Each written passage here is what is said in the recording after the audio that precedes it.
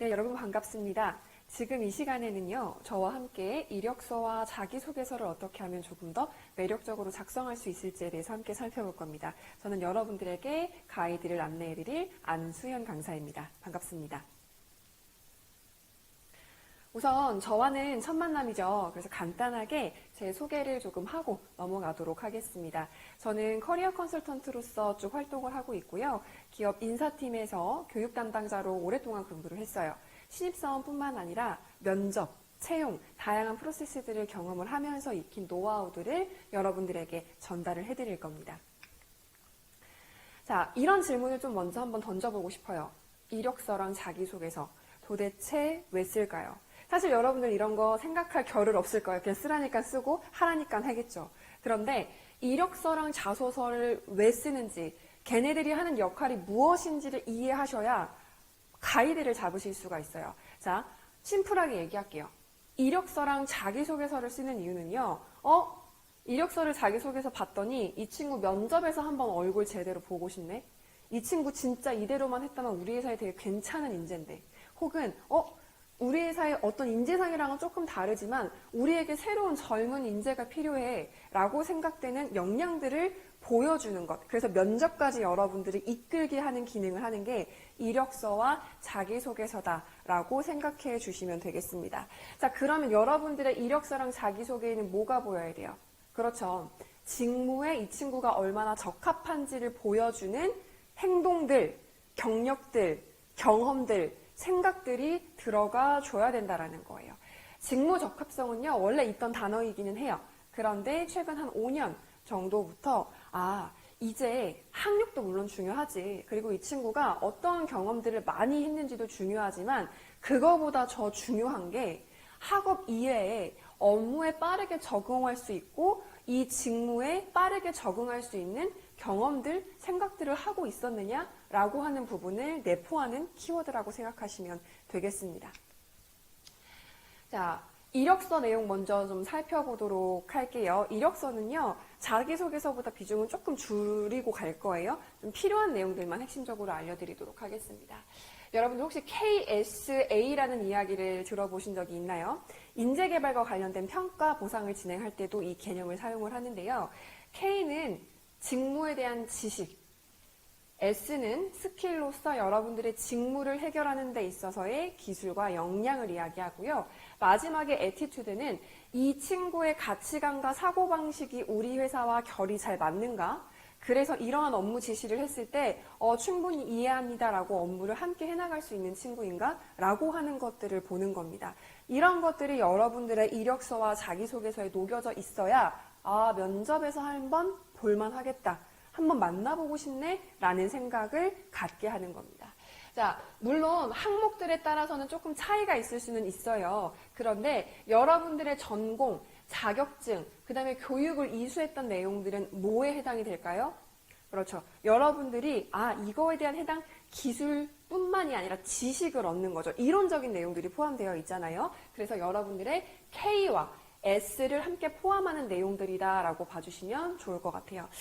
지금 보면 여러분들의 이력서를 한번 살펴보시면 이 교육 이수적인 측면들이나 자격증이 부족한 친구들이 있어요. 물론 학교나 학과에서 채워주시는 경우도 있지만 이 전공 이수 교육 같은 경우는 외부에서 예를 들어 생산성 본부라든지 혹은 지금 여러분들이 참여하고 계시는 취업 캠프라든지 이런 부분들까지 모두 다 포함합니다. 이런 곳에서 진로를 위해서 취업을 위해서 어떤 교육들을 들었는지에 대한 내용들을 함께 기재해 주시면 됩니다. 그 다음에 활동 종류.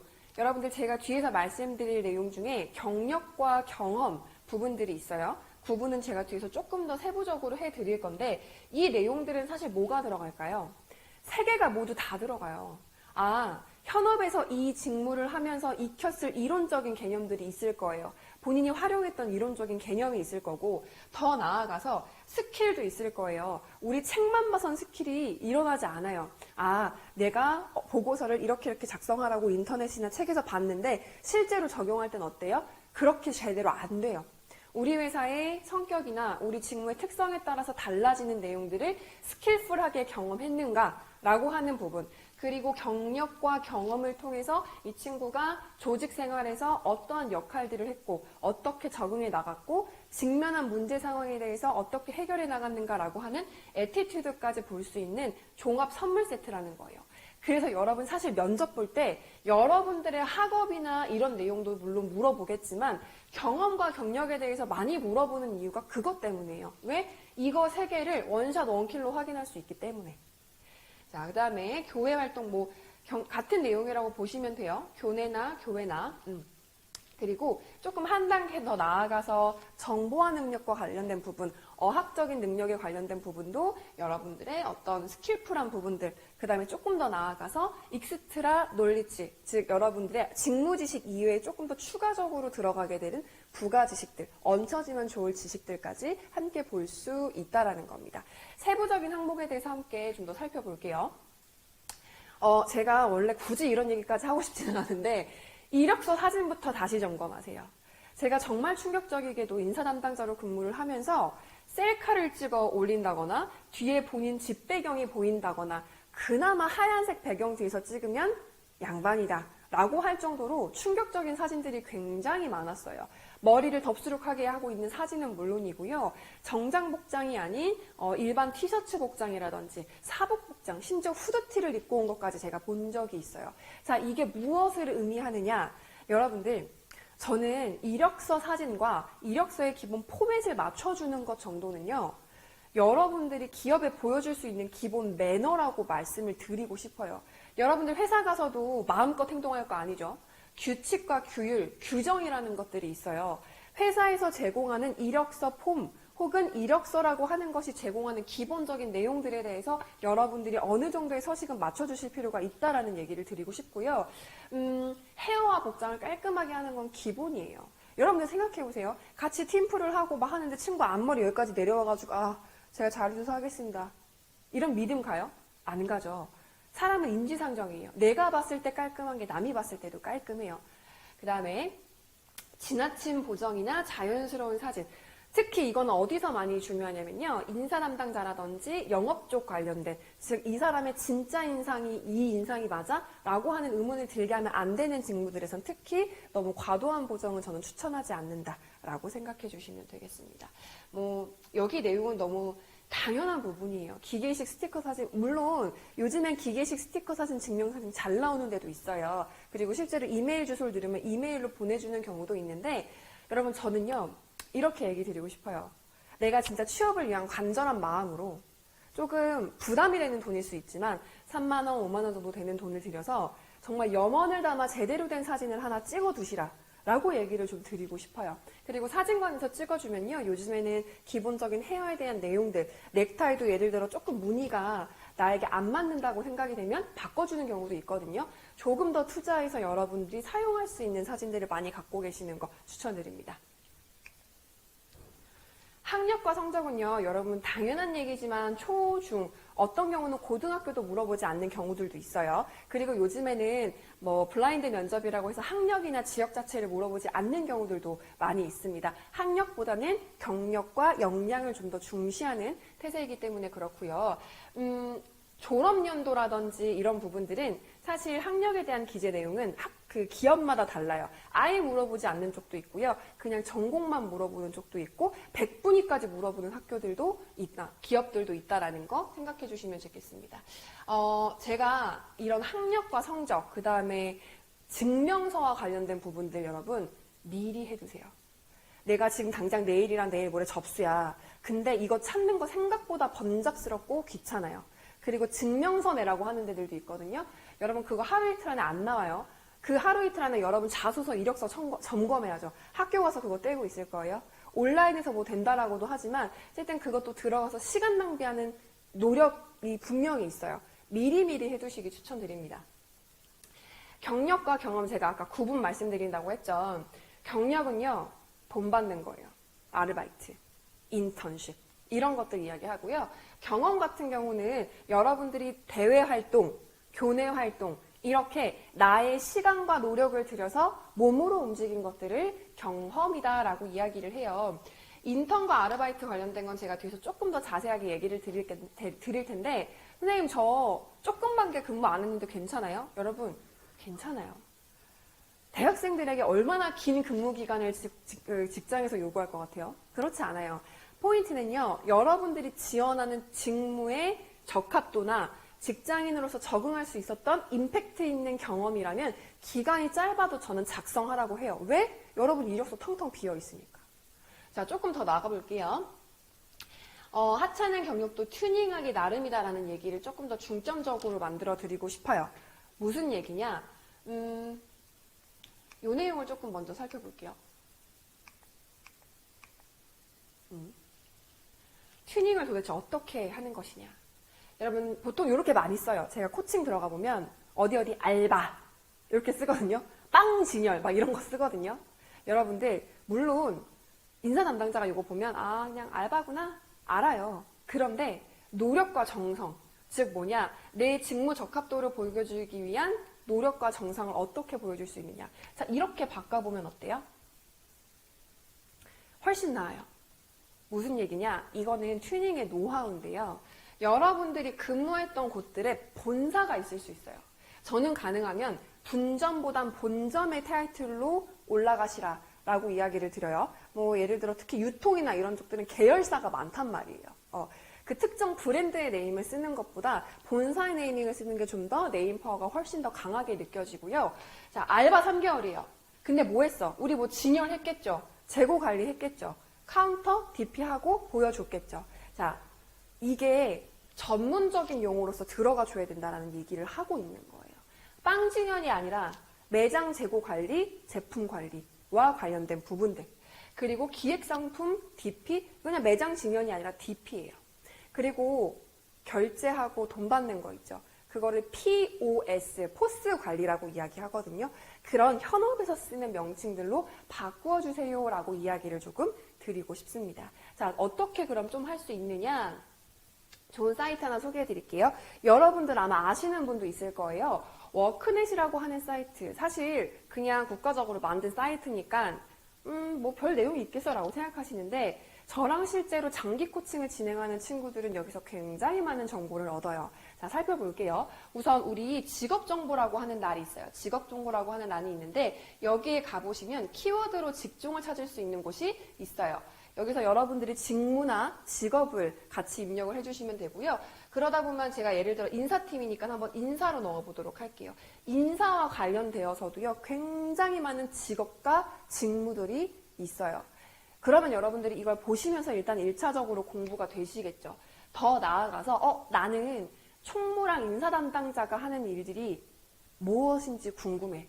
내가 했던 알바도 실제로 사람과 관련된 일을 정리하고 연락 돌리고 했던 일들인데 이걸 단순히 연락 돌리기라고 쓰지 않고 어떻게 하면 전문적인 용어로 쓸 수 있을까? 바로 이런 부분들이에요. 어떤 일들을 하는지, 그 다음에 제가 가장 중요하게 보는 부분들은요, 업무 수행 능력의 중요도 부분의 내용이에요.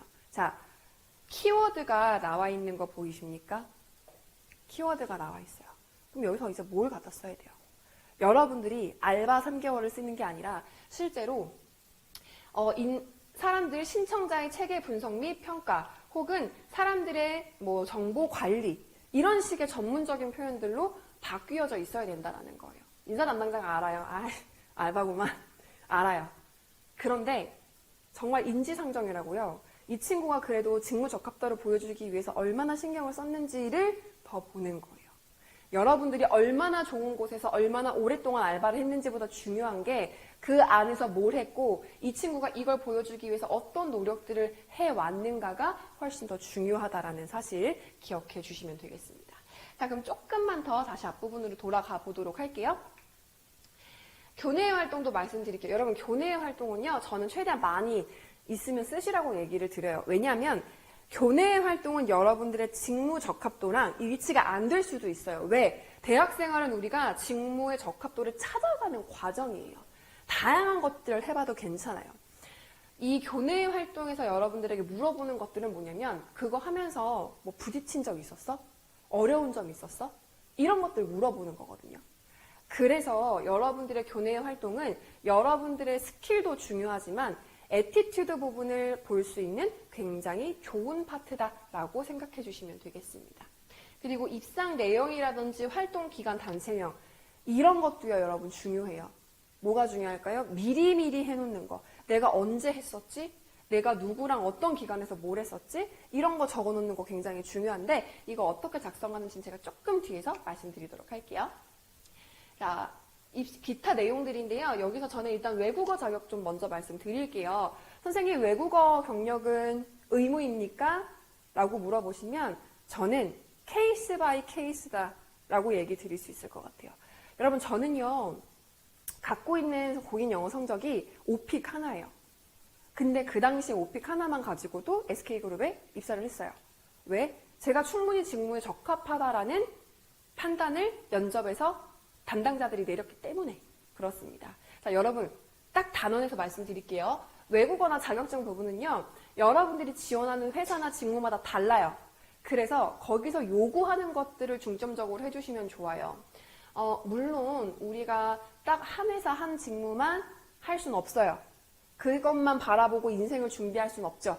그러나 그럼에도 불구하고 여러분들이 내 흥미 분야, 우리 앞부분에서 진로와 관련된 부분 같이 배우셨잖아요.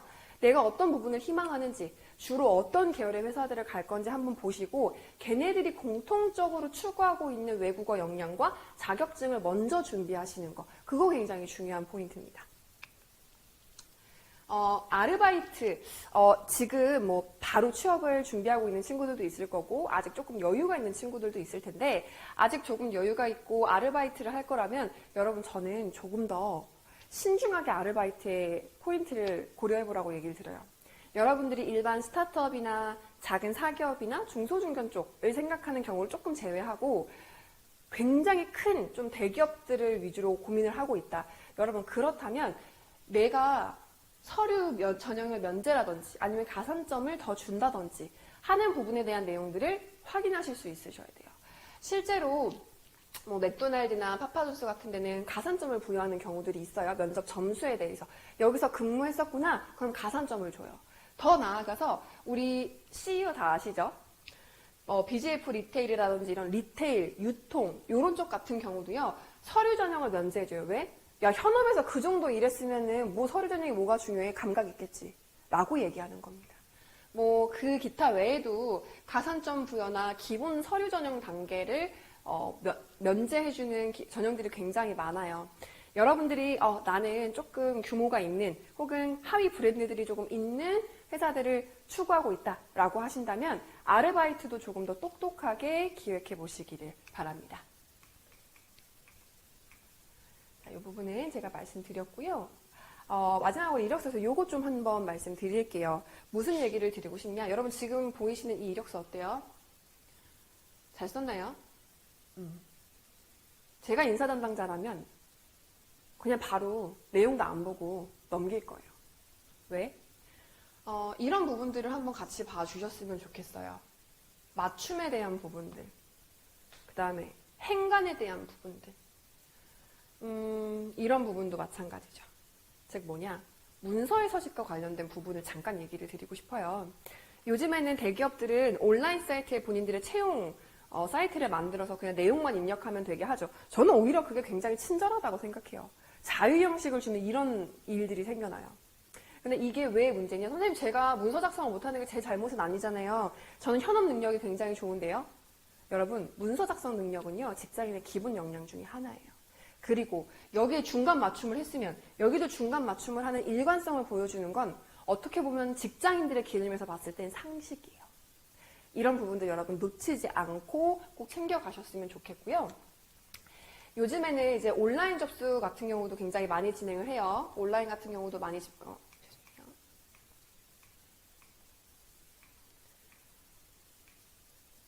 온라인 지원서도 작성을 좀 많이 하는데 여러분들이 조금 조심해 주셔야 될 게 있어요. 온라인으로 하니까 여러분들이 글로 안 쓰고 이제 타이핑을 또 많이 쓰잖아요. 회사명을 중복해서 쓰는 경우들이 있어요. A 기업에서 썼던 내용을 그대로 B에서 쓰죠. 그럼 거기다가 B 이름을 바꿔줘야 되는데 그대로 A를 갖고 오는 경우들이 왕왕 있어요. 여러분 이거는 여러분들이 아무리 좋은 역량을 갖고 있어도요 탈락감이에요. 기분 나쁘지 않겠어요? 여러분 같아도? 친구가 나한테도 보내는 내용을 쟤한테도 보냈어. 근데 이름을 안 바꿨어. 아 복붙했네? 라는 생각 들잖아요. 같은 마음이라고 생각하시면 됩니다. 더불어서 이력서 사진을 깨지지 않는지 이거 좀 보셔야 돼요. 실제로 제가 온라인 이력서를 받으면 얼굴이 픽셀 단위로 깨져서 나오시는 분들도 있거든요. 들어가는 게 중요한 게 아니라 잘 들어갔는지 꼭 확인하시고 접수를 하시기를 바랍니다. 자, 그러면 이제 조금 더 나아가서 자기소개서 부분도 좀 한번 살펴보도록 할게요. 자기소개서 부분은요, 면접과 쭉 연결이 돼요. 항목별로 제가 안내를 드릴 거기 때문에 자소서에서 몇 개 좀 살펴보고 면접에서도 좀 내용을 살펴보도록 하겠습니다. 자기소개서도 중요한 내용들이 여러 가지가 있는데요. 그 중에 중요한 것들 위주로만 살펴보도록 하겠습니다. 여러분들이 쓴 내용들의 소재들이 직무를 잘 수행해낼 수 있는 역량과 연결되는지를 한번 고민해보세요. 예를 들어 이 직무는 사람들의 어떤 성향이나 직무 적합도를 판단하는 데 굉장히 촘촘한 역량을 가진 사람이 필요해요. 근데 온통 내용에다가 저는 큰 그림을 잘 그립니다. 저는 숲과 나무 중에 숲을 더 잘 봅니다. 이런 내용을 쓰면 어때요? 아, 우린 이런 애 필요 없는데? 이렇게 얘기하게 되겠죠. 그래서 이 직무나 이 회사가 어떤 인재상을 갖고 있고 어떤 직무 적합도상을 갖고 있는지를 잘 보셔야 스토리를 소팅하실 수가 있어요. 두 번째, 두갈식 표현이나 뭐 이런 표현들을 지향하라는 얘기는 뭐 당연한 얘기니까요. 두갈식 표현은 뭐냐면요. 여러분들 면접 담당하시는 분들이 그 이력서나 이런 거 점검하시는 분들이 시간이 그렇게 많지 않아요. 그래서 오죽하면 저희 그 대행업체들을 사용을 해서 야, 이런 키워드 없는 애들은 다 빼! 라든지 혹은 야, 이런 내용 결론을 위에 안 쓰는 애들은 다 빼! 이렇게 시키는 경우들도 있어요. 여러분들의 경험을 명확하게 한 줄로 첫 줄에 먼저 때려 박아주고 가는 형식을 두갈식이다 라고 이야기를 합니다. 그리고요, 요즘에는요, 무엇이든 다 잘하는 이미지는 별로 잘 먹히지 않아요. 무엇이든 다 잘하면 물론 뭐 경영 지원이라든지 영업 지원이라든지 이런 부분들은 조금 괜찮을 수 있지만 시켜만 주시면 다 할 수 있습니다. 그런 거 별로 원하지 않아요. 제가 맡은 업무에 있어서 최고의 성적을 낼 수 있습니다가 조직에서 원하는 트렌드다라고 생각하시면 되겠습니다. 더불어서 자기소개서를 보다 보면 추상적 표현을 쓰시는 분들이 많아요. 저희가 동호회를 했는데 굉장히 많은 사람들이 함께 했습니다. 저희가 축제를 기획했는데요. 굉장히 높은 인원수를 달성했습니다. 굉장히가 얼만데? 굉장히 많은 게 얼만데요? 몇 명이 왔는데요? 그런 추상적인 수치를 쓸수록 여러분들 소재의 신뢰도는 떨어져요. 이해되십니까? 구체적인 정량화된 수치를 제시하실 수 있도록 내용들을 많이 촘촘하게 바꿔주셔야 된다는 거 말씀드리도록 하겠습니다. 자, 여러분 자기소개서 항목을 조금 살펴보도록 할게요. 여러 가지 내용들이 있어요. 그 중에 이 중에 어떤 것들은 저희가 면접에서 좀 살펴볼 건데 성장과정, 장단점, 학교생활, 내가 어떻게 자라왔는지에 대한 내용들은요. 여러분 공통적인 항목으로 많이 분류가 돼요. 그래서 재활용을 많이 하기도 하죠. 그런데 지원 동기랑 입사 후 포부는 조금 달라요. 물론 직무가 같은 경우에 포부는 조금 비슷할 수도 있겠지만 지원 동기랑 포부는 기본적으로 내가 지원하는 회사마다 달라져야 되는 게 정상적인 거예요. 이유를 제가 좀 더 설명을 드려볼게요. 세부적인 내용으로 들어가기 전에 저희가 진로 캠프나 그 다음에 뭐 실제적으로 코칭을 진행할 때 아무것도 없는 친구들과 진행하는 첫 단계가 있어요. 그게 뭐냐면 인생 라이프 그래프를 그리라고 해요. 이거를 그리라고 하는 이유가 그냥 강사가 시간 때우려고 뭐 활동하는구만 아니요. 그렇지 않아요. 여러분들 면접의 질문에 내 삶에서 가장 힘든 순간을 이겨냈던 경험을 이야기해 보시오라든지 이건 실제로 자기소개서 항목에도 많이 나와요. 내가 직면했던 문제를 현명하게 극복했던 경험을 이야기해 보시오. 내 삶에서 가장 인상 깊었던 순간에서 구체적으로 나열하시고 그 경험들을 현재의 삶에 어떻게 적용하고 있는지 작성하시오. 와 같은 질문들이 있어요. 그때 얘네들이 필요해요. 근데 여러분한테 다짜고짜 구체적으로 쓰라고 하면 여러분 멘붕 와요. 그래서 일단 한번 삶을 꾸준히 여러분들이 리트래킹 해보시고 내가 언제 어디서 알바를 했었지? 맞아. 아주 짧지만 내가 그때 그런 경험들을 했었어. 라고 미리 한번 적어보시는 거예요. 여기서 한 단계 더 나아간 개념이 여러분들 워크북에도 있어요. 스토리 리스트를 만드는 방법이에요. 특히 신입 친구들에게 제가 많이 추천하는 방식인데요. 앞에서 라이프 그래프를 그렸으면 이제 이 라이프 그래프의 디테일한 부분을 채워나가는 거예요. 내가 고등학교 때, 대학교 때를 볼게요. 내가 3학년 때 학생회장이었다? 근데 우리가 학술제를 했어. 어떤 걸 했냐면 우리가 처음에는 이게 될 수 있을까? 엄청 고민을 많이 했지. 왜? 애들도 계속 시간이 안 된다고 바쁘고 서로 바쁘기 때문에 모일 수 있는 날도 적었어. 그래서 우리가 어떠한 내용들을 조금 활용해서 같이 모일 수 있는 기회들을 마련했고 뭐 요즘 같은 경우는 온라인 미팅을 활용해서 뭔가 해볼 수 있도록 세팅을 했다든지 이런 내용 할 수 있겠죠? 그 결과 어땠어요? 최고의 결과를 내밀었대요. 근데 제가 말씀드렸어요. 역대 최고의 결과가 구체적으로 어떤 걸 비교했을 때 역대 최고인지를 보셔야 돼요. 3개년도 학술대회 기준으로 보았을 때 곱하기 2배 이상의 인력을 끌어왔다든지 이런 내용들이 들어가야 된다는 거예요. 그리고 키워드랑 직문은 여러분들이 지금 쓰기는 조금 힘드실 수 있어요. 무슨 얘기냐? 이 경험은 내가 어떠한 질문 키워드에서 끌어다 쓸 수 있는지를 적어 놓는 거예요. 뭐 소통, 리더십, 팀워크, 기획력 이런 내용들이 될 수 있겠죠. 자, 이런 식으로 여러분들이 내용을 좀 적어주시고 빨간색으로 되어 있는 부분은 뭐냐? 제가 앞에서 두괄식에 대한 이야기를 드렸어요. 이거를 한 문장으로 얘기할 수 있는 두괄식의 문장을 미리 만들어 놓는 거예요. 뭐 여러분 여기까지는 안 가셔도 되지만 이 스토리 리스트를 만들어서 여러분들이 딱 마련해 놓으시죠? 취업 전에, 취업 준비 전에. 그러면 취업 시즌이 다가와도 든든해요. 왜? 내가 이 안에서 스토리를 고르기만 하면 돼요. 그리고 골라서 조금만 우리 직무나 기업에 맞게 살짝씩만 양념을 더해주고 표현을 조금 바꿔주면 돼요. 이 회사는 소통을 중시하는 회사야. 그러면은 이 학술제 활동 중에서 소통의 부분을 강조해서 쓸 수 있어요. 아니, 우리는 리더십을 중시하는 회사야. 그러면 이 중에서 학술제 내용 중에서 리더십의 내용들로 조금씩 역할을 바꿔서 써볼 수 있다는 거예요. 여러분들 시간 있을 때 하셔야 돼요. 취업 준비 시작되고 이거 쓰시면 정신없고 부담스럽고 잘 쓰려고 노력하다 보면 자잘하지만 소중한 경험들을 놓치게 될 수 있어요. 미리미리 해두시기 바랍니다. 자, 성장과정, 경험, 학교생활 무슨 얘기냐? 여러분들의 경험과 관련된 내용을 쓰실 때 어떤 프레임으로 쓰셔야 되실지 좀 얘기를 드릴게요. 2가지 말씀드릴 거예요. 홀파트와 스타 기법. 스타 기법은 들어보신 분도 있을 겁니다. 자, 첫 번째 홀파트 기법인데요. 홀파트 기법은 깊게 들어가지 않지만 건수를 여러 가지를 제시하면서 설명하는 방식이에요. 이런 식으로 홀이 하나 있죠. 그 다음에 1, 2, 3. 실제적으로 사례를 조금 살펴볼게요. 제가 아이디어를 하나 가지고 왔어요. 저희 회사에서 기존 시스템이 굉장히 낙후되어 있다고 생각을 해서 새로운 결제 시스템에 대한 방식을 한번 고려해 보았습니다. 3가지의 방식으로 한번 준비를 해 보았는데요. 첫 번째는 이것, 두 번째는 이것, 세 번째는 이것입니다. 라고 하는 방식으로, 나열형 방식으로 경험을 소개하는 거예요. 제가 3학년 때 학술제의 경험을 한 적이 있습니다. 거기서 저는 크게 3가지의 경험으로 3가지의 배움을 얻었습니다. 이런 식의 어떤 내용으로 짤막짤막하게 핵심 키워드나 핵심 경험들을 위주로 나열하는 방식을 홀파트 방식이라고 해요. 난이도가 좀 쉬워요. 2번째, 스타 기법. 자기소개서나 면접 답변을 할 때 많이 쓰는 기법 중에 하나예요. 자, 일단 시츄에이션. S타에서 S는 시츄에이션을 이야기해요. 너 어떤 상황이었는데? 너한테 처해진 문제 상황이 뭔데? 라고 얘기하는 거예요. 테이스크는 그래서 그 중에서 너의 역할은 뭐였는데? 라고 하는 부분이에요.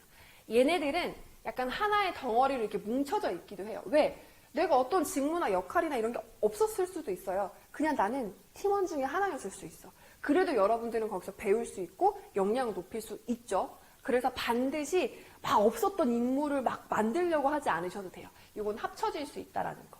그 다음에 액션이에요. 액션은 반드시 들어가야 되죠. 여러분들이 팀장이든 팀원이든 뭔가 한 건 있을 거 아니에요. 그래서 어떻게 행동을 했는지 중요한 포인트는 바로 아래입니다. 그래서 어떤 결과를 얻었어 너? 라고 얘기하는 거. 스타의 마지막 R, 리절트입니다. 근데 이 리절트를 쓰실 때 좋은 결과만 쓰려고 하는 사람들이 되게 많아요. 그럴 필요 없어요, 여러분. 무슨 얘기냐? 여러분 실패해서는 배우지 못합니까? 실패한 건 창피한 겁니까? 그렇지 않아요. 여러분들이 원하는 결과에 도달하지 못했다 하더라도, 원하는 목표를 달성하지 못했다 하더라도 그 과정에서 느낀 것들이 있을 거예요. 아, 이렇게 하니까 실수가 발생하고 목표를 달성하지 못하는구나. 라는 것들을 배웠습니다. 그래서 저는 여기 항상 한 단계를 더 넣어요. 이건 딱 한 줄인데요. 한 줄의 educate. 이 결과를 바탕으로 내가 앞으로 어떻게 해나갈 것을 다짐한다와 같은 포부예요. 내가 이러이러한 실수 때문에 목표를 달성하지 못했던 경험을 이 경험을 통해 배운 거예요. 못할 수 있다는 걸. 그래서 내가 앞으로 이 회사의 신입사원이 된다면 이때의 경험을 잊지 않고 어떠한 프로젝트를 진행할 때 반드시 업무 프로세스와 기한에 맞춰 진행하는 프레임을 짜고 업무를 시작하겠다라든지 이런 에듀케이트와 같은 포부를 같이 적어주시는 방법이에요. 앞에 홀파트와 비교했을 때 어때요? 스타 기법은 조금 더 하나의 사건을 심층적으로 들어가서 여러분들의 사건에 신뢰감을 더하고 증빙을 해줄 수 있는 깊은 내용을 담는다라는 겁니다. 여기서 어떻게 행동했고 어떤 결과 나왔는지 여기서 중요한 거 계속 말씀드려요. 구체적일수록 좋아요. 구체적일수록 좋아요. 그리고 뭔가 최대치, 최고치라고 하는 부분은요, 여러분 잊지 말아야 될 게 반드시 비교군이 있어야 돼요. 작년도 대비 몇 프로 향상, 혹은 작년 행사 대비 몇 명 증가, 이런 내용들을 써주셔야 직장인 혹은 면접관의 입장에서 봤을 때, 아, 이 친구가 일하는 머리가 있겠다. 숫자적으로 뭔가 맡겼을 때 명확하게 비교 분석 기획할 수 있겠다라는 생각을 할 수 있습니다. 좀 한번 사례를 살짝만 볼게요. 잘 보이실지 모르겠네요. 일단 노란색으로 되어 있던 부분은요, 우리 스타에서 S와 T예요. 내가 실습 프로젝트를 함께 했는데, 뭔가 기존 결과랑 좀 테스트 결과가 안 다르게 나온 거야. 팀플을 했는데. 그래서 뭔가 변화가 있어야 연구를 한 것 같고, 뭐 변화가 있어 보이니까 우리 팀원들은 약간 데이터를 조금 바꿔서 제출하자고 막 꼬신 거예요. 근데 고민이 되는 거죠.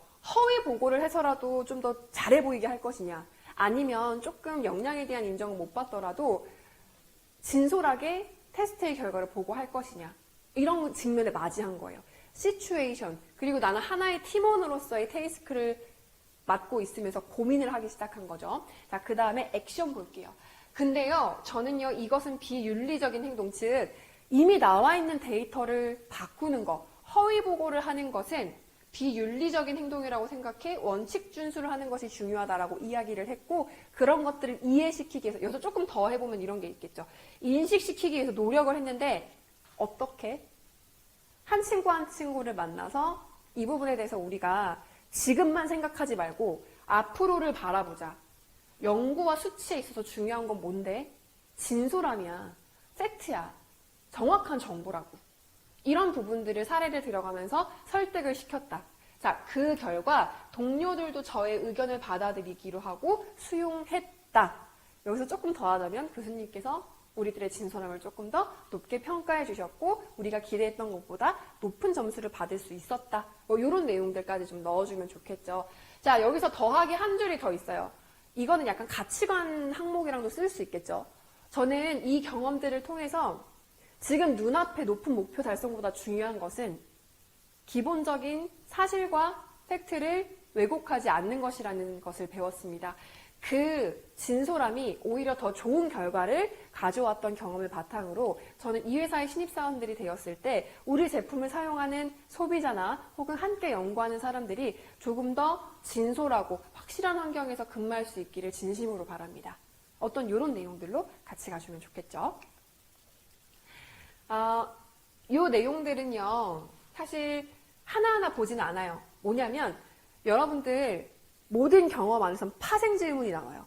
무슨 파생 질문? 자, 시츄에이션에 대한 파생 질문. 아, 진짜? 너 근데 그거 진짜 했어? 그때 진행했던 프로젝트 간단하게 설명해 줄래?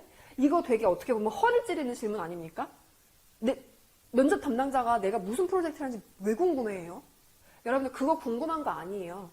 너 진짜 했는지 안 했는지 그거 물어보는 거예요. 당황하는지 안 하는지 보려고요. 그 다음에 뭐 액션에 대한 부분들이 있죠. 특히 액션에 대해서 구체적으로 물어보는 경우들이 많아요. 아, 진짜? 어떤 노력했는데? 팀원들 설득시키기 위해서? 한 명만 만났니? 카톡했니? 온라인으로 만났니? 이런 것들 물어볼 수 있어요. 이런 거 물어보는 면접관 만나면 여러분, 왜 그런 걸 물어봐? 생각하지 마세요. 진짜 무서운 면접관일 수 있어요. 그 다음에 이제 결과에 대한 내용들은 주로 질문들이 아, 이 결과가 그래서 너한테 준 게 뭐야? 이 결과를 통해서 너는 얻은 게 뭐야? 이런 질문들을 주로 많이 하게 돼요. 그래서 제가 말씀드렸죠. 스타기법을 쓰고 마지막에 educate, 포부까지 한마디 써주면 여러분들 경험에서 나오는 파생 질문을 미리 막을 수 있어요.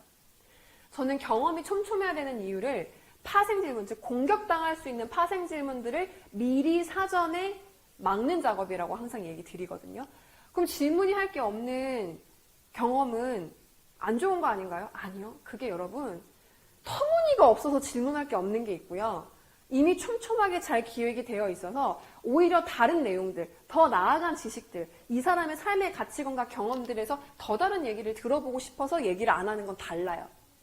이해되시죠? 저는 후자로 가야 된다라고 강력하게 얘기를 좀 드립니다. 자, 장단점 얘기도 드려볼게요.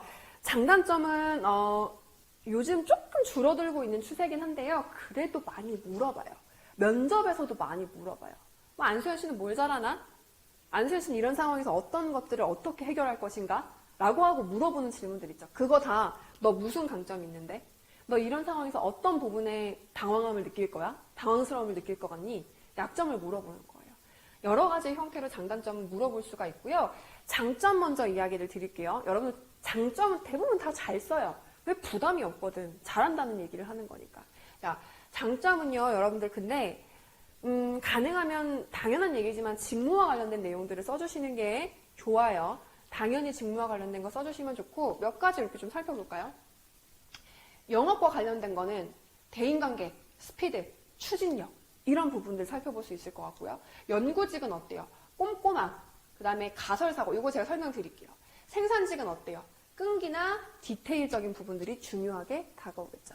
두 가지 추가할게요. 영업에서 여러분들 대인관계 스피드 추진력을 진짜 많이 얘기하는데요. 제가 실제로 영업직 관련된 담당자분이랑 얘기를 했더니 담당자님 영업사원들은 어떤 역량이 굉장히 중요합니까? 어떤 것들을 강점이라고 하면 눈에 띄어요? 라고 얘기를 했더니요. 거절을 이겨낼 수 있는 용기라고 얘기를 해요. 거절을 이게 나에 대한 거절로 생각하는 게 아니라 우리 제품이 필요하지 않을 수 있지. 우리 서비스가 필요하지 않은 서비스일 수 있어. 라고 하면서 스스로 이뤄낼 수 있는 용기를 가진 사람들, 즉 자기 회복 탄력성이라고도 얘기해요. 이런 걸 가진 사람들도 굉장히 중요하다라고 얘기를 합니다. 그래서 1, 2년 다니다가 마음의 상처 입고 나가는 게 아니라 오랫동안 여기서 함께 일해줄 수 있는 사람. 이번 달에 매출이 안 나와도 실패하지 않고 또 다른 전략들을 고민해 나가는 사람들이 필요하다라는 거고요. 가설사고는 뭐냐면 여러분 연구직이라고 하면 맨날 꼼꼼하래. 열이면 열 다 꼼꼼해요. 근데 가설사고는 조금 달라요. 뭐냐? 아직 결론이 확실하지 않은 상황에서 이것들이 어떠어떠한 일들로 발생될 수 있다라고 하는 가능성을 세워놓는 것을 가설사고라고 해요. 우리가 지금 이러한 프로젝트를 진행하는데 A라는 제품을 쓰면 이런 결과가 나올 것 같고 B라는 제품을 쓰면 이런 것들이 나올 것 같아. 그러니까 우리 한번 A랑 B를 같은 조건에서 실험해 봅시다. 이런 것들을 가설사고라고 얘기해요. 당연히 이런 애들은 꼼꼼함으로 연결이 돼요. 근데 꼼꼼함을 뛰어넘는 개념이 가설사고예요. 가설사고 없이 꼼꼼하면 그냥 시키는 일만 꼼꼼하게 하는 애가 되는 거예요. 그래서 가설사고라고 하는 부분들을 잘 봐주시면 좋을 것 같고요. 여러분 제가 늘 말씀드려요. 증거, 네가 그렇다라는 증거. 이거 굉장히 중요해요. 저는요. 시간관리와 약속이 철저한 게 장점이래요. 그래? 근데 어떻게 알아? 네가 시간관리에 철저한지. 이렇게 볼 수 있는 거죠. 저는요. 약속이 잡히면 예측할 수 없는 도로 상황이라든지 이런 것들을 감안해서 항상 약속 시간을 캘린더에 30분 전으로 잡아놓는 습관이 있습니다.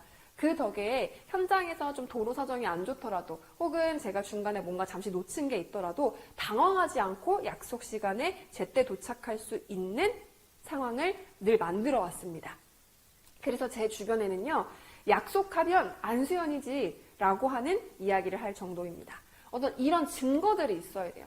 그 다음에 영업직군에 꼭 필요한 추진력이 강점이다 라고 이야기를 해요. 여기는 여러분들 요거는 또 중요해요. 사람마다 생각하는 추진력이라고 하는 개념들이 다르거든요. 그러니까 시간 관리를 잘한다는 건 대충 어떤 얘기인지 알겠어. 약속 시간 안 늦고 제때 잘하고. 근데 추진력은 조금 다를 수 있어요. 추진력, 리더십, 이런 내용들은 좀 다를 수 있어요. 그래서 저는요, 재정의가 필요하다고 얘기 드려요. 뭐? 재정의. 재정의는 뭐냐면요, 저는 영업 직군에 꼭 필요한 추진력이 강점이라고 생각합니다. 그런데 제가 생각하는 추진력이란 바로 이러이러이러한 것입니다. 라고 여러분의 말로써 추진력을 재정의하는 부분이에요. 그러면 듣는 사람들로 하여금 그치, 그거 추진력이지. 그러니까 우리가 정말 쓸데없는 얘기를 추진력으로 하진 않을 거 아니에요. 정말 쓸데없는 얘기를 리더십이라고 얘기하진 않을 거 아니에요. 그래서 나만의 추진력의 재정의를 한번 해주고 그 다음에 이제 여러분들의 사례로서 그것들을 증빙해 줄 수 있는 사례들을 붙여주면 훨씬 더 풍부한 답변이 돼요. 자, 여러분들 워크북에 보시면 제가 여러 가지의 태도 역량 사전 장점들을 넣어놨어요. 여러분 이거를 할 때 제가 주의사항 하나 알려드릴게요. 내가 생각하는 내 장점도 표기를 하는 것도 중요한데요. 여러분을 옆에서 바라보는 사람들로 하여금 나 장점이 뭐야? 라고 물어보는 것도 중요해요. 왜? 여러분 약간 무덤을 파는 거긴 하지만 저 약간 느낌이 어때요? 조금 날카롭고 세고 단호하고 좀 말 걸기 어려울 것 같고 그렇지 않나요? 여러분 근데 아니에요. 저 엄청 따뜻해요. 정도 많고요. 얼마나 부드러운 사람인지 몰라요. 라고 얘기하면 여러분 믿으실 거예요? 안 믿으실 거죠? 비슷한 맥락이에요. 남들이 봤을 때 이 친구가 잘할 것 같은 느낌들이 있어요. 그런 것들과 일치도를 주는 것도 굉장히 중요해요. 그래서 여러분들 장점 분석하실 때는 내가 보는 내 모습, 남이 보는 내 모습도 굉장히 중요하다는 거 기억해 주시기 바랍니다. 자, 단점 부분 뒤에서 조금 말씀드릴게요. 여러분들 장점과 관련된 질문들이 이런 식으로 나와요. 리더십을 활용해 성공적인 결과를 만들었던 경험. 그러면 보통 뭐가 나오냐면 여러분들이 리더십이 있다는 뭔가 사례를 썼을 가능성이 높아요. 그리고 또 하나 어떠한 문제에 직면했을 때 그것을 해결하기 위해 노력한 경험에 대해서 쓰래요. 여러분 뭔가 문제를 해결하는 데는 여러분만의 동력이 있었을 거예요. 내가 문제를 해결하는 동력. 그게 여러분들의 강점이자 장점이 된다는 거예요. 그래서 이게 그냥 경험을 설명하고 끝난다 이런 질문이 아니라는 거예요. 너 무슨 역량 갖고 있니? 우리 회사에서 이런 문제 있을 때 너는 어떻게 해결할 거니? 이거 물어보는 질문이라고 생각하시면 됩니다. 뭐 부서별로 필요한 역량들이 쭉 있어요. 뭐 마케팅은 분석력, 유연함, 사고 이런 게 있는데 제가 하나 소개해드리고 싶은 사이트 우리 워크넷에 이어서 잡이룸이라고 하는 사이트예요. 되게 심플한 사이트예요. 심플한 사이트고 여러분들이 갖고 계신 직군 중에 자 보세요. 얘네는 직군이에요. 영업 유통 직군 안에 직무들이 있단 말이에요. 그리고 이 영업관리 안에도 또 각각의 세부 직무들이 나뉘어요. 그래서 한번 볼게요. 영업 유통직에 이런 애들이 있는데 내가 영업관리 업무를 하고 싶단 말이에요. 그러면 이 친구들에게는 어떤 역량들이 필요한지를 보는 거예요. 그럼 여러분들이 이력서나 자기소개서에 쓰는 사례들이 어떤 게 강조돼야 되겠어요? 이런 애들이 강조돼야 된다는 거예요. 이해되시죠? 내용을 쓸 때 대인관계에만 집중된 내용들을 계속 쓰는 게 아니라 대인관계도 있고 대인관계가 좋다는 거 뭐 말을 잘한다. 협상력이나 설득력이나 의사소통 능력도 좋고 그리고 사람들과 함께하기 때문에 두려울 거 없죠. 도전정신 있다라는 거. 그리고 고객 지향 같은 경우는 내가 아르바이트를 했는데 고객이 어떤 어려움이 처해졌어. 근데 사실은 그냥 지나갈 수도 있는 작은 일이었지만 그걸 해결하기 위해서 그 매일 오는 고객이라는 걸 기억하고 그 다음번에 왔을 때 그와 상응하는 뭔가의 보상을 조금 더 해드렸다든지 조금 더 나은 서비스를 해드렸다든지 이런 사례들을 쓰는 거예요. 아시겠죠? 그리고 잡이룸 사이트에서 우리가 하나 더 볼 수 있는 게 뭐냐면 요거예요. 이건 워크넷에도 있어요. 워크넷에도 있는데 아래쪽에 보시면 어떠한 관련 자격증이 필요한지 나오거든요. 이 내용은 나중에 입사 후 포부에서도 쓸 수 있어요. 그거는 제가 활용하는 건 좀 뒤에서 알려드리도록 하겠습니다. 중요한 단점이에요, 여러분. 단점은 잘 못 써요. 왜? 부끄럽거든. 내가 뭘 못하는지 얘기하기 쉽지 않아요. 여러분, 단점은요, 포인트가 있어요. 지금도 단점이면 안 돼요. 혹은 단점을 해결해 나가는 과정이거나 이런 어떤 변화의 측면에 포인트가 맞춰져 있어야 된다는 거예요. 자, 여러분들이 가장 쉽게 단점을 추려낼 수 있는 방법은 강점의 반대쪽에 있는 게 뭔지를 보는 거예요. 볼게요. 스피드와 추진력이 본인이 장점이라고 썼어. 그럼 무슨 문제가 있을까요? 스피드랑 추진력이 있으니까 디테일을 놓칠 가능성이 높지 않겠어요? 또 하나, 꼼꼼함이나 디테일한 건 좋아. 그게 너의 강점이야. 근데 반대로 그거를 반대쪽에서 바라봤을 때는 너무 주변을 돌아보지 못한다거나 하나에 몰입하면 멀티가 안 된다거나 혹은 시간이 부족하거나 우선순위를 제대로 세우지 못해서 마감을 놓치는 경우들이 있다거나 이런 것들을 단점으로 연결하기가 가장 쉬워요. 자, 한번 볼게요. 어떻게 그러면 꼼꼼하지 못하다고 하는 것을 단점으로서 표현할 수 있을까? 저는요, 저는 스피드나 추진력은 굉장히 강한 사람이지만 꼼꼼함이나 디테일이 떨어지는 약한 점을 가지고 있습니다. 자, 여기서 중요한 거. 문제라고 하는 건 여러분, 꼼꼼하지 못한 게 문제가 아니에요. 무슨 얘기냐? 꼼꼼하지 못해서 이러이러한 문제들이 생기는 거, 그게 문제예요. 저는 꼼꼼하지 못합니다. 그래서 종종 문서를 작성할 때 오탈자가 생기거나 혹은 최종적으로 컨펌을 받아야 된 기한 안에 오타 때문에 컨펌을 받지 못하는 문제들이 있어 왔는데요. 가 중요해요. 왜? 아, 얘는 진짜 자기 문제를 충분히 인지하고 있구나 라는 거를 보여줘야 되는 거거든요. 근데 저 꼼꼼하지 않아요. 이건 안 된다는 거예요.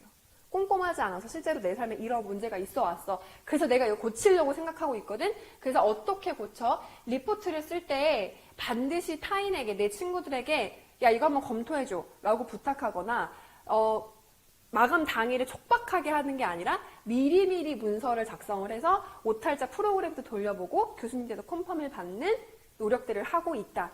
그 결과 지금은 예를 들어 오탈자 검사를 한 5번씩 했다면 지금은 한두 번만 해도 충분히 될 정도로 오탈자나 꼼꼼함이 오탈자를 발생하는 게 많이 줄었다. 어떤 이런 내용들. 내가 이런 문제가 있었거든? 근데 내가 이런 노력을 통해서 나아지려고 노력했어. 그 결과 요 정도 나아졌어. 혹은 나아지고 있는 과정이야. 라고 이야기해 주시면 좋다라는 거예요. 단점은요, 여러분, 말씀드렸어요. 강점의 반대쪽에 있는 것들을 생각해 주시면 좋다라는 겁니다. 마지막으로 입사 후 포부를 살펴보고 마무리를 하도록 하겠습니다. 입사 후 포부는요, 여러분, 면접에서도 많이 물어봐요. 뭐, 입사하시고 나면 뭐 어떻게 하실 거예요? 계획 있으세요? 물어봐요. 여러 가지 형태로 답변을 할 수 있어요. 첫 번째, 저는, 어떻게 말씀을 드리는 게 좀 더 이해가 되실까? 이렇게 볼게요. 입사 후 포부는 연차별로 얘기를 저는 조금 많이 하라고 말씀을 드리는 편이에요. 무슨 얘기냐? 1년차, 5년차, 7년차 뭐 이런 식으로 얘기를 하는데 뭐냐? 신입사원으로 들어갔을 때, 내가 실제로 실무 관리자가 됐을 때, 그 다음에 조금 더 제대로 된 관리자로서 넘어갔을 때 이러이러한 포부를 갖고 있어. 이게 왜 좋냐면요. 여러분들 입사 후 포부에 뭐가 들어가야 되냐? 장기 근속이나 내가 이 조직을 통해 성장하고 싶은 의지가 있어야 돼요. 그렇잖아요. 여러분 회사에서 빠르게 내가 기껏 돈 써서 신입사원 교육 시켰는데 이게 퇴사한대.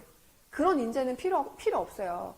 내가 투자한 만큼 제대로 일해주고 제대로 생산성을 뽑아주는 인재가 필요해요. 그러면 어때요? 내가 1년, 3년, 5년, 뭐 1년, 5년, 7년의 계획을 세우면서 이 회사에서 내가 오랫동안 근무할 거라는 마음의 가짐이 있다라는 거 보여줄 수 있죠. 또 하나, 각각마다 필요한 니즈들이 달라요. 자, 뭐 1년 차이는 내가 좀 실무자서 부족한 역량들이 있으니까 우리 아까 잡 이룸에서 봤잖아요. 이러이러한 자격증을 취득함으로써 실무자로서 넘어가는 단계에 조금 더 전문성을 더하고 싶다. 어떤 이런 내용들을 써주는 거. 그 다음에 또 관리자로 갔을 때는 생애 처음 경험하는 관리자 경험이기 때문에 미리 같은 동종 업계에 있는 사람들과의 스터디나 북모임을 통해서 트렌드를 놓치지 않고 관리의 방향을 제정할 수 있는 준비된 관리자가 되겠다. 뭐 어떤 이러한 내용들. 뭐 마지막 7년차, 10년차에는 내가 이 분야에서 대체 불가능한, 이 조직에서도 대체 불가능한 실전적인 인재로서 성장하겠다. 어떤 이런 큰 비전을 그려주는 단계로 적어주시면 훨씬 더 좋죠. 제가 이거를 찾을 수 있는 방법을 좀 알려드릴게요. 기업의 정보가 좀 많이 있는 것들이라고 하더라도 연차별 JD, Job Description이라고 얘기해요. 그렇게 구체적으로 제시해주지 않아요. 회사 홈페이지에. 그럼 어디를 가느냐? 헤드헌팅 사이트 같은 데를 가보면 경력직들의 잡 디스크립션을 이렇게 제시해 놓은 곳들이 있어요. 사람인이나 이런 곳도 있거든요. 아, 이쪽은 3년차, 5년차, 7년차에 이런 일들을 하는 사람들을 구하네? 라고 가늠해 볼 수 있죠. 현직자를 만나서 들어보는 것도 굉장히 좋아요. 현직자한테 만나서 뭐 3년차, 5년차, 7년차에 어떤 일들을 하는지. 그리고 이것도 중요해요. 이 회사가 회사에서 오랫동안 근무하는 사람을 원하지 않을 수도 있어요. 무슨 얘기냐. 회사의 규모가 빠르게 변하고 빨리 스핀오프를 하고 뜯어져 나가는 조직들이야. 그렇게 해야 성장할 수 있는 조직들. 그러면 최대 근무 연수가 5년인데 한 보직에서 이 보직에서 막 10년을 바라본대. 그럼 어때요? 조직 입장에서 부담스러워 라고 얘기할 수 있다는 거죠. 그래서 이런 부분들을 고려해서 봐주시면 좋겠다라는 거 말씀드리도록 하겠습니다. 자, 여러분 이렇게 저와 함께 먼저 이력서와 자기소개서 작성법에 대해서 이야기를 함께 나누어 보았는데요. 아마 강의만 듣고 딱 쓰려고 하면 생각보다 쉽지 않을 수 있어요. 그래서 말씀드립니다. 필요한 스토리들 미리미리 정리해 두시고 그거를 갈고 닦아 놔서 취업 시즌에는 여러분들이 갈고 닦는 시간에 노력을 쏟는 게 아니라 어떤 스토리를 선택할지 이 회사 직무에 원하는 인재상에 맞는 스토리를 어떻게 옷을 좀 바꿔 입힐지 이제는 그 단계에서 취업 준비를 시작하실 수 있으셔야 된다라는 거예요. 이런 얘기를 드리면서 마무리를 좀 할까 합니다. 제가 굉장히 좋아하는 얘기예요. 설명하지 못하는 건 아는 게 아니래요. 여러분들 인생의 사례도 마찬가지예요. 내가 자기소개서든 면접에서든 설명할 수 없는 여러분들의 경험은 면접관들이 믿지 않아요. 구체성을 띠셔야 되고요. 나만의 생각이나 가치가 녹아져 있어야 되고요. 그 경험들을 바탕으로 이 회사에서 이 직무에서 어떤 인재가 되어 나갈지에 대한 포부가 있으셔야 돼요. 그래야 여러분들이 그런 포부나 구체성이나 신뢰도를 담은 이력서나 자소서가 여러분들을 면접의 기회로 인도할 겁니다. 자, 그러면 다음 시간에 저희 조금 더 구체적인 면접 내용 한번 살펴보고요. 이번 주제는 여기서 마무리하도록 하겠습니다. 고생하셨습니다.